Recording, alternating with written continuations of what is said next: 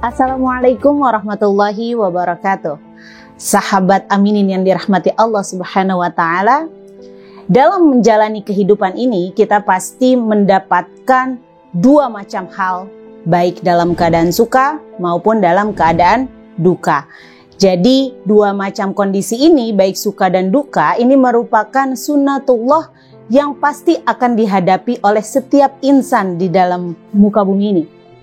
Sebagaimana Allah Subhanahu wa Ta'ala berfirman di dalam surat Al-Anbiya ayat 35, A'udzubillahi minasyaitonirrajim, Bismillahirrahmanirrahim.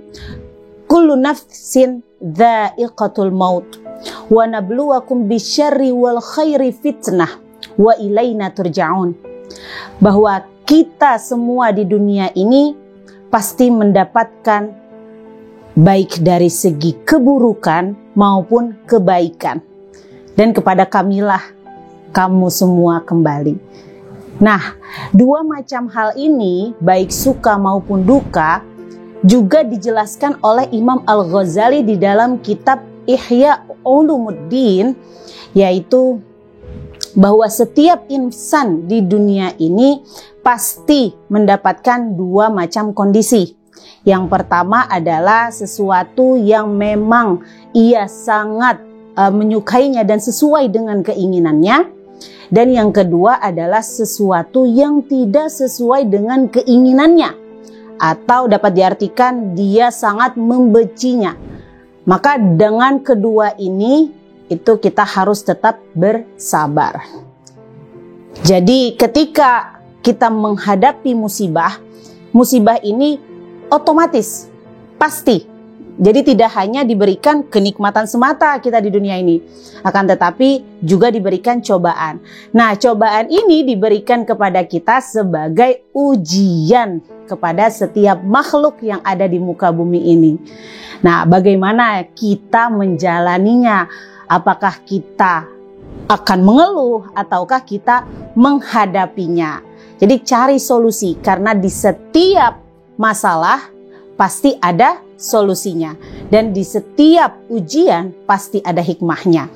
Sebagaimana dalam Al-Quran surat Al-Baqarah ayat 155 sampai 156, Allah menjelaskan tentang tiga macam ujian yang diberikan kepada setiap manusia di muka bumi ini, yaitu a'udzubillahi minasyaitonirrajim, bismillahirrahmanirrahim, walanabluwannakum bisyai'im minal khaufi wal ju'i wa naqsim minal amwali wal anfusi wath thamarat wa basyiris sabirin alladzina idza asabathum musibah qalu inna lillahi wa inna ilaihi raji'un.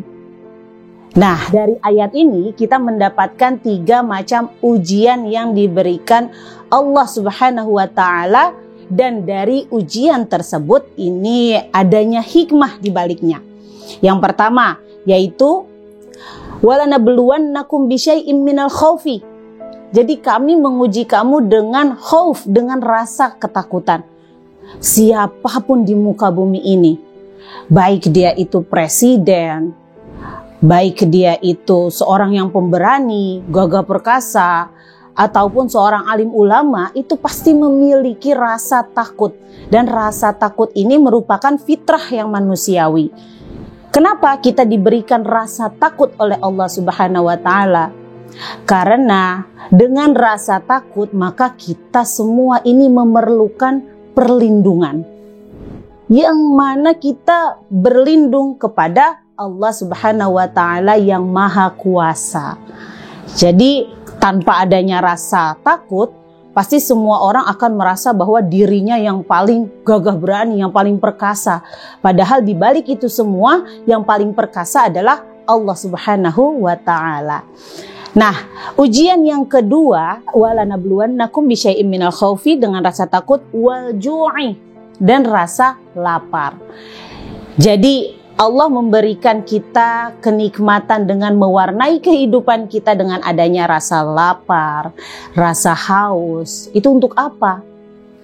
Untuk kita semua dapat mengetahui bagaimana rasanya lapar dan haus. Ketika kita melihat orang-orang di sekitar kita atau bahkan saudara kita sendiri, anak kita sendiri itu belum mendapatkan rezeki yang lebih. Jadi kita harus memberikan makanan dan minuman kepada yang lain yang membutuhkannya. Nah, dari adanya rasa lapar dan rasa haus, ini menandakan bahwa kita sebenarnya bukan siapa-siapa. Kita memerlukan sesuatu untuk dapat mengenyangkan diri kita. Kita membutuhkan apa yang diciptakan Allah dari makanan, dari buah-buahan, dari gandum. Nah, dari ini semualah, dari apa yang telah Allah berikan, kita kelola untuk mendapatkan rezekinya. Jadi di atas orang kaya itu pasti ada yang lebih maha kaya, yaitu Allah Subhanahu wa Ta'ala. Nah, selanjutnya ujian yang ketiga. Walanabluwannakum bisyai'im minal khaufi wal ju'i wa naqsim minal amwali wal anfusi was samarat. Jadi Allah memberikan ujian yang ketiga ini berupa kekurangannya harta, terus wal anfus dan juga jiwa, dan juga kenikmatan-kenikmatan lainnya. Nah, Allah memberikan ujian, kenapa kita diberikan kekurangan harta? Kenapa kita maksudnya diberikan kekurangan dalam jiwanya? Lalu kenapa kita diberikan kekurangan semuanya? Ini ada hikmahnya, bahwa Allah tidak mau diri kita sebagai manusia ini memiliki rasa yang sangat-sangat sombong. Kita disuruh turunkan egonya kita. Jangan sampai kita merasa semua kekayaan yang kita miliki di dunia ini sudah cukup. Padahal Allah sendiri yang maha kaya. Allah lah yang memberikan rezeki.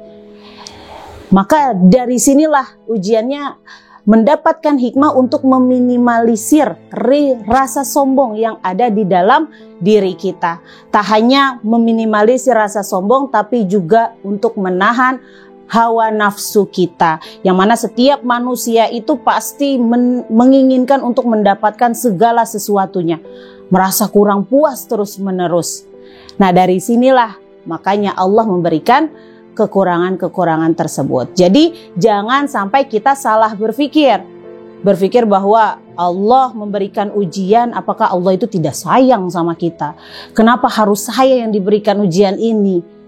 Padahal ketika Allah memberikan ujian yang lebih besar kepada kita, maka disitulah Allah meninggikan derajat kita. Jangan kita malah kebalikannya, berpikir sebaliknya. Ini kenapa?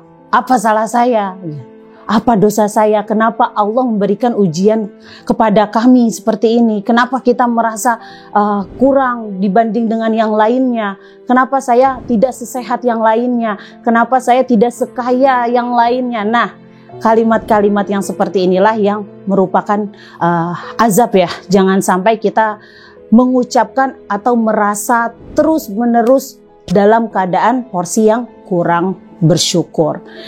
Karena apa? Karena Allah memberikan ujian kepada hambanya itu sesuai dengan porsinya masing-masing. La yukallifullahu nafsan illa wus'aha. Jadi Allah tidak akan memberikan musibah atau ujian dan cobaan kepada orang yang tidak sesuai dengan kemampuannya. Semakin kita diberikan cobaan semakin berat, semakin sulit, maka itu semakin tinggi derajat kita. Maka bersyukurlah kalau kita masih diberikan ujian, berarti Allah masih peduli dengan keberadaan kita di muka bumi ini. Jangan sampai Allah murka.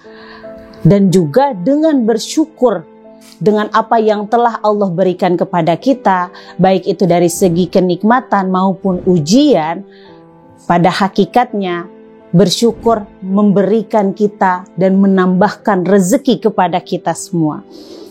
La in syakartum la azidannakum. Kalau kamu itu terus bersyukur, maka Allah akan terus menambahkan rezekinya. Semoga dengan ini pembahasan kita menjadi para manusia yang selalu menerima baik dalam suka maupun duka dengan terus taat, takwa dan juga sabar. Mungkin cukup sekian. Wallahu muwaffiq ila aqwamit thoriq. Assalamualaikum warahmatullahi wabarakatuh.